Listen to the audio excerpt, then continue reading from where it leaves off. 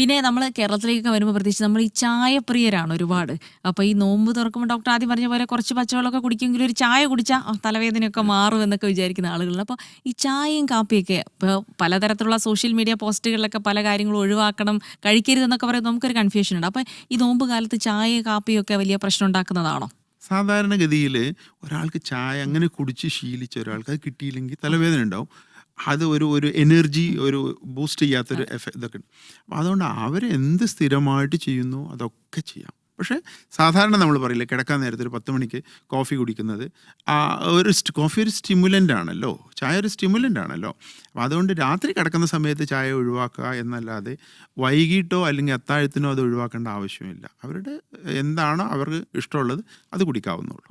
ചില ആളുകൾ നോമ്പ് തുറന്ന് കഴിഞ്ഞാൽ അതുവരെ നല്ല എനർജറ്റിക് ഒക്കെ ആയിട്ട് ഇരിക്കുന്നതായിരിക്കും. പക്ഷേ നോമ്പ് തുറന്ന് ഫുഡൊക്കെ അങ്ങ് കഴിച്ചാൽ ഭയങ്കര ക്ഷീണം, ഉറക്കം, ഇങ്ങനെയൊക്കെ പരാതി പറയുന്നുണ്ട്. അതെന്തായിരിക്കും കാരണം? പ്രധാനമായിട്ട് ഇത്രയും ശരീരത്തിൽ എനർജി ഇല്ലാതെ അല്ലെങ്കിൽ ഷുഗർ വളരെ ലോ നിൽക്കുന്ന ഒരു സ്റ്റേജിലേക്ക് ഫുഡ് ഒന്നിച്ചങ്ങ് ചെന്നാൽ, പ്രത്യേകിച്ചും കുറച്ച് പ്രായമുള്ള യങ്സ്റ്റേഴ്സിന് അത്ര പ്രശ്നം വരത്തില്ല. കാരണം അവരുടെ ഓട്ടോമാറ്റിക്കലി ഭക്ഷണത്തിലെ ഷുഗർ അങ്ങ് എത്തിക്കഴിഞ്ഞാൽ അത് ന്യൂട്രലൈസ് ചെയ്യാൻ വേണ്ടി ഇൻസുലിനും കാര്യങ്ങളൊക്കെ സെക്രീറ്റ് ചെയ്യും. അതേസമയത്ത് കുറച്ച് ഏജ്ഡ് ആയിട്ടുള്ള അല്ലെങ്കിൽ അസുഖമായിട്ടുള്ള ഒരു ഡയബറ്റിക് ആയിട്ടുള്ള ഒരു പേഷ്യൻ്റ് ഫുഡ് കഴിച്ചുകൊണ്ട് എന്ത് ചെയ്യും, ഈ ഹൈപ്പോഗ്ലൈസീമിയിൽ പെട്ടെന്ന് ഹൈപ്പർ ഗ്ലൈസീമിയിലേക്ക് പോകും.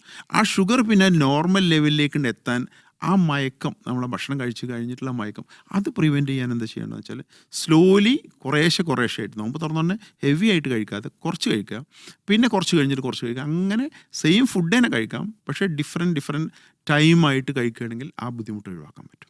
ഇപ്പോൾ ഈ നോമ്പ് കാലത്ത് പറയുന്നുണ്ട് ശരീരത്തിലെ ടോക്സിക് സാധനങ്ങളൊക്കെ ഒഴിവാക്കി ശരീരത്തിനൊരു ശുദ്ധീകരിക്കുന്ന പ്രക്രിയയാണ് നടക്കുന്നത്. അതെങ്ങനെയാണ് ഈ നോമ്പ് കാലത്ത് നടക്കുന്നത്? അപ്പോൾ നമ്മൾ ഒരു ശരീരം 8 മണിക്കൂർ ഫാസ്റ്റിംഗ് ആയി, നമ്മൾ ഫാസ്റ്റിംഗ് എന്ന് പറയുന്നത് സാധാരണ 8 മണിക്കൂറാണ്. ആ 8 മണിക്കൂർ ശരീരത്തിലൊന്നും ചെല്ലാതെ നിന്നിട്ടുണ്ടെങ്കിൽ, ഭക്ഷണമോ അല്ലെങ്കിൽ ഒന്നും, നമ്മുടെ മെറ്റബോളിസം, ഉപാപചയ പ്രവർത്തനങ്ങൾ എന്ന് പറയുന്ന മെറ്റബോളിസം, ആ മെറ്റബോളിസത്തിൻ്റെ വർക്ക് തീർന്നു അന്നേരം. നമ്മളിപ്പോൾ കിടന്നുറങ്ങുമ്പോൾ നമ്മൾ ഓട്ടോമാറ്റിക് വർക്ക് ചെയ്യുന്നുണ്ടെങ്കിൽ അതൊരു സ്ലോ പ്രോസസ്സാണ്, എനർജറ്റിക്കലി കാര്യമായിട്ടൊന്നും നടക്കുന്നില്ല. മെയിൻ നമ്മളെ ബ്രെയിൻ കൺട്രോൾ ചെയ്യുന്ന ആക്ടിവിറ്റീസ് മാത്രമാണ് നടക്കുന്നത്. അതേപോലെ തന്നെ 8 മണിക്കൂർ കഴിഞ്ഞാൽ നമ്മളെ അവയവങ്ങൾക്ക് കാര്യമായിട്ടൊന്നും പണിയില്ലാത്തത് കൊണ്ട് എന്ത് ചെയ്യും, സാധാരണ ശരീരത്തിന് ആവശ്യമുള്ള എനർജിയും ക്ലീനിങ്ങും കാര്യങ്ങളൊക്കെ നടക്കും. ആ സമയത്ത് ഈ എക്സ്ട്രാ ആയിട്ട് സ്റ്റോർ ചെയ്തിട്ടുള്ള ഫാറ്റ് അല്ലെങ്കിൽ നമ്മൾ പറയുന്ന ടോക്സിൻസ്, ഇതൊക്കെ എന്ത് ചെയ്യും, ശരീരം മെറ്റബോളൈസ് ചെയ്യാൻ തുടങ്ങും, അത് യൂട്ടിലൈസ് ചെയ്യാൻ തുടങ്ങും, അത് എക്സ്ക്രീറ്റ് ചെയ്യാൻ തുടങ്ങും.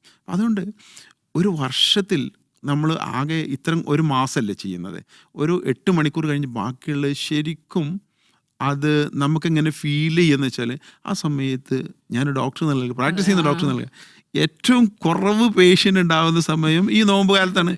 ഞങ്ങൾ ആശുപത്രിക്കാർക്ക് 10 രൂപ കിട്ടുന്ന സമയമുണ്ടല്ലോ, പട്ടിണിക്കാലമാണ് ശരിക്കും നോമ്പ് കാലം എന്ന് പറയുന്നത്. അപ്പം നോമ്പ് നോൽക്കുന്നത് കൊണ്ട് ബെനിഫിറ്റ് ഉണ്ടായത് കൊണ്ടല്ലേ ആ പട്ടിണിക്കാലം വരുന്നത്. തീർച്ചയായിട്ടും.